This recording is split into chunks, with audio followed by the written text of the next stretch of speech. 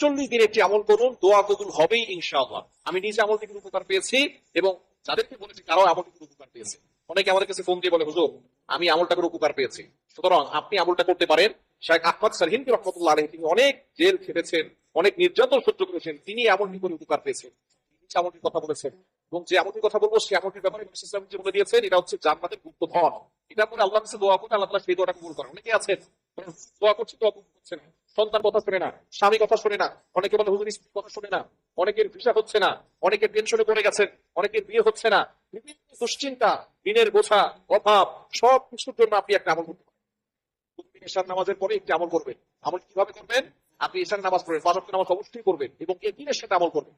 যদি আপনার ইয়াকিন না থাকে, বিশ্বাস না থাকে, তাহলে কিন্তু আপনি কোন আমল করে আল্লাহর কাছে উপকার পাবেন না। আপনি ইয়াকিনের সাথে আমল করতে হবে যে আল্লাহ তাআলা আমাকে বিপদ থেকে উদ্ধার করবেন। তারা একটি আমল করবেন।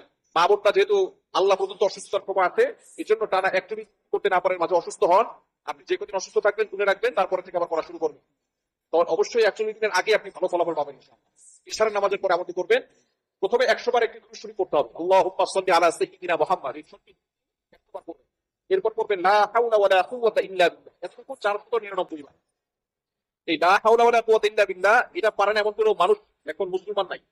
মুসলমান যারা লা হাওলা ওয়ালা কুওয়াতা ইল্লা বিল্লাহ সকলেই জানে।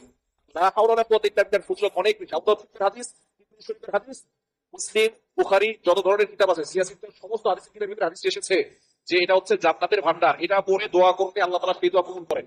এজন্য এই লা হাওলা ওয়ালা কুওয়াতা ইল্লা বিল্লাহ এটা কেন রাসূল সাল্লাল্লাহু আলাইহি ওয়াসাল্লাম জান্নাতের গুপ্তধন বলেছেন, জান্নাতের ভান্ডার বলেছেন। এজন্য আপনি যত বেশি পারেন এটা পড়বেন। বিশেষ করে ইশার নামাজের পরে লা হাওলা ওয়ালা কুওয়াতা ইল্লা বিল্লাহ এতটুকু 499 বার পড়বেন।